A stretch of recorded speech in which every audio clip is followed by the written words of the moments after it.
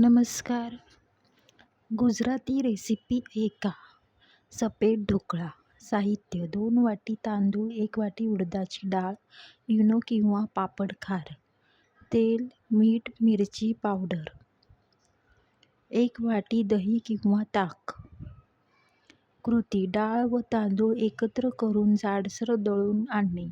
सकाळी ढोकळा पाहिजे असल्यास रात्री गरम पाण्यात पीठ भिजविणे व त्यात थोडे दही अगर ताक घालणे. सर्व मिश्रण एकत्र करून ठेवणे. सकाळी इडलीच्या कुकरमधील इडली स्टँड काढून त्यात एक पातेले घेऊन पाणी भरून ठेवणे.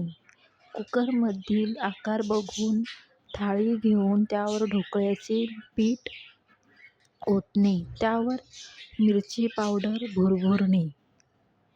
आवडत असल्यास मिरी पावडर भुरभुरणे. 10 ते 15 मिनिटे गॅसवर ठेवणे. नंतर खाली उतरून वड्या पाडणे.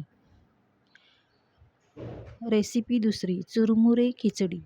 साहित्य: अर्धा किलो चुरमुरे, बटाटा, गाजर, वाटाणा, कांदा, टोमॅटो, कढीपत्ता, कोथिंबीर, मिरची, लिंबू, तेल, मीठ, साखर, फोडणी इत्यादी.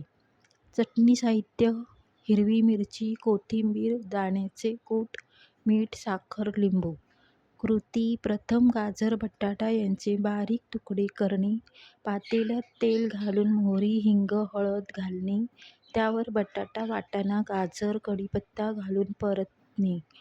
शिजल्यावर चुरमुरे धुवून त्यावर घालणे. एकसारखे हलविणे. नंतर चटणी तयार करून घेणे. डिशमध्ये खिचडी घेऊन त्यावर चटणी, कांदा, टोमॅटो वरून घालणे. खूप रुचकर लागते. धन्यवाद.